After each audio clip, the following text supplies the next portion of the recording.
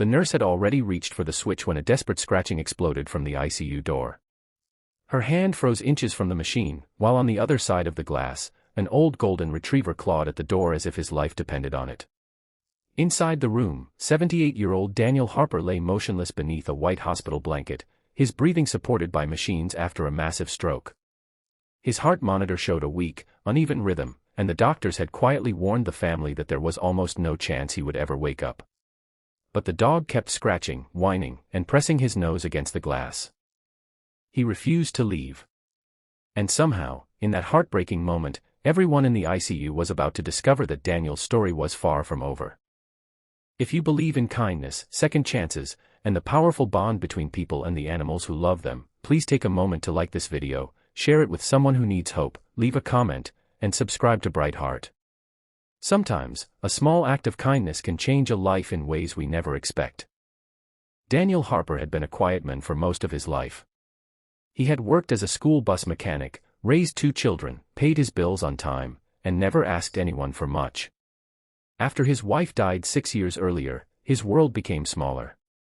His daughter lived in another state, his son worked long hours, and the house that once felt warm became painfully silent. There was only one constant left in his life, a golden retriever named Buddy. Daniel had adopted Buddy as a frightened, underfed puppy from an animal shelter nearly 13 years earlier. From that day forward, they were inseparable. Buddy slept beside Daniel's bed, waited by the window every afternoon for him to return from the grocery store, and followed him through the house like a furry shadow. Daniel often joked that Buddy wasn't his dog at all. He was his last remaining family. Then, one cold Tuesday morning, Daniel collapsed in his kitchen. A neighbor heard the crash and called emergency services. By the time the ambulance arrived, Daniel was unconscious. Buddy stood beside him, trembling, refusing to move. The paramedics had to gently pull the dog away so they could carry Daniel to the hospital. Buddy followed the ambulance as far as the gate before finally stopping, confused and terrified. For the first time in 13 years, his person had disappeared without taking him along. At the hospital, doctors discovered that Daniel had suffered a devastating stroke. His condition deteriorated quickly, and he was transferred to the intensive care unit. His children arrived hours later, exhausted and terrified. They listened as the doctors explained that Daniel's brain had suffered severe damage. He was not responding to voices or touch. His organs were beginning to struggle. The machines were keeping his body alive, but there was no clear sign that Daniel understood what was happening around him. For 2 days, his daughter Emily sat beside his bed and held his hand. She talked about childhood memories, family vacations, and the little things her father used to do that she had never appreciated enough. She told him she was sorry for being so busy. She told him she loved him. But Daniel never opened his eyes. On the 3rd evening, the doctor sat with the family and explained that they needed to make a difficult decision.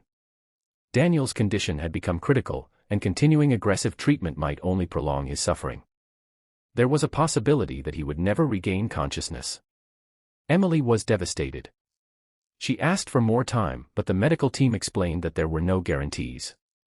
That same evening, a hospital social worker received an unusual phone call.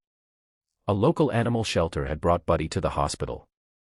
Daniel's neighbor had contacted them after realizing that the old dog had barely eaten since Daniel was taken away. Buddy had spent the previous 2 nights lying beside Daniel's empty front door. When shelter workers came to help, he resisted every attempt to move him. The hospital normally did not allow animals into the ICU, but after hearing the story, one of the nurses arranged for Buddy to wait in a secure area near the entrance. Nobody expected what happened next. The moment Buddy entered the hospital, he lifted his head and began sniffing the air.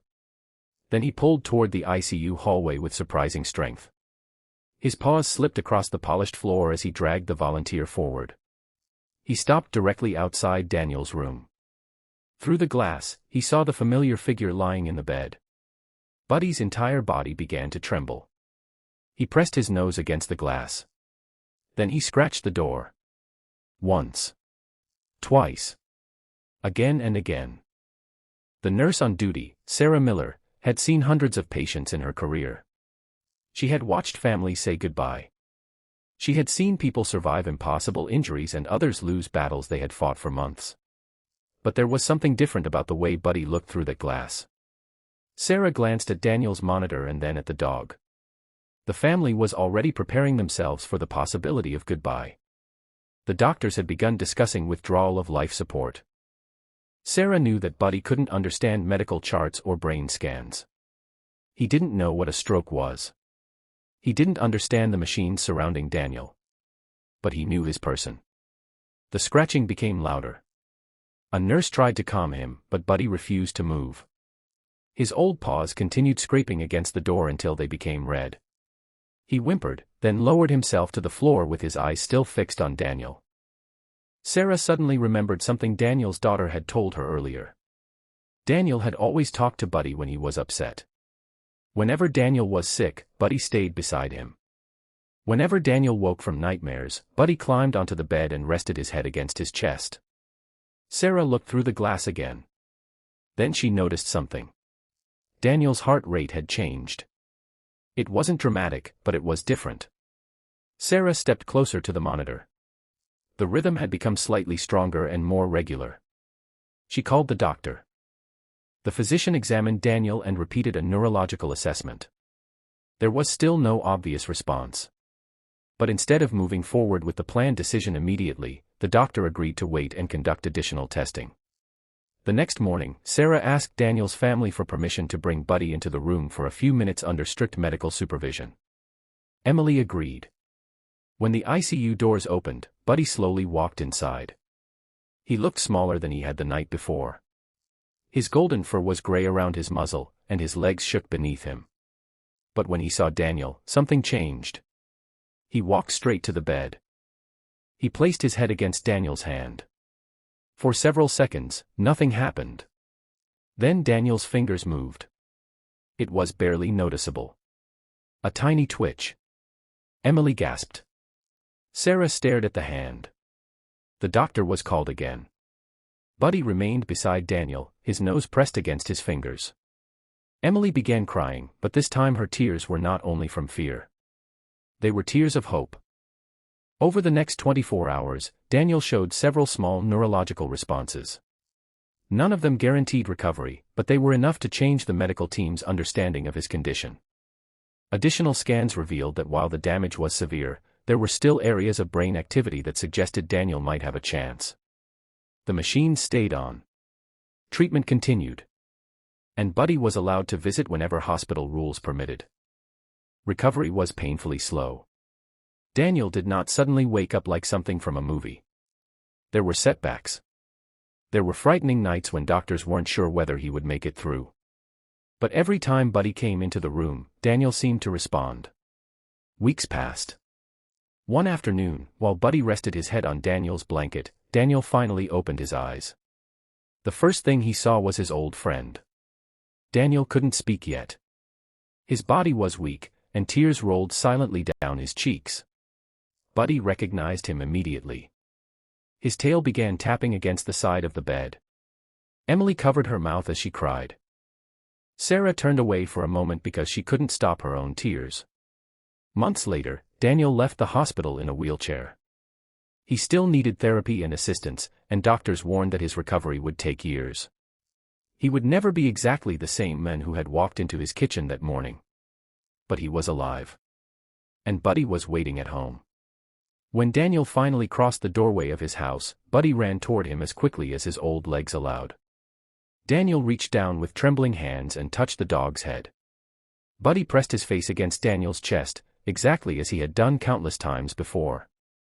Daniel couldn't walk without help yet, but he smiled. For the first time since his stroke, he laughed. The family later learned that Buddy had spent every night outside Daniel's bedroom while he was in the hospital. He had slept beside the empty bed and refused to leave it for long. The old dog had never understood why Daniel disappeared. He only knew that the man he loved was somewhere behind a door. And he refused to stop waiting. Years later, Daniel would tell people that doctors saved his life, his family gave him courage, and Buddy gave him a reason to fight when he couldn't even understand what fighting meant. Sometimes hope doesn't arrive as a miracle wrapped in bright light.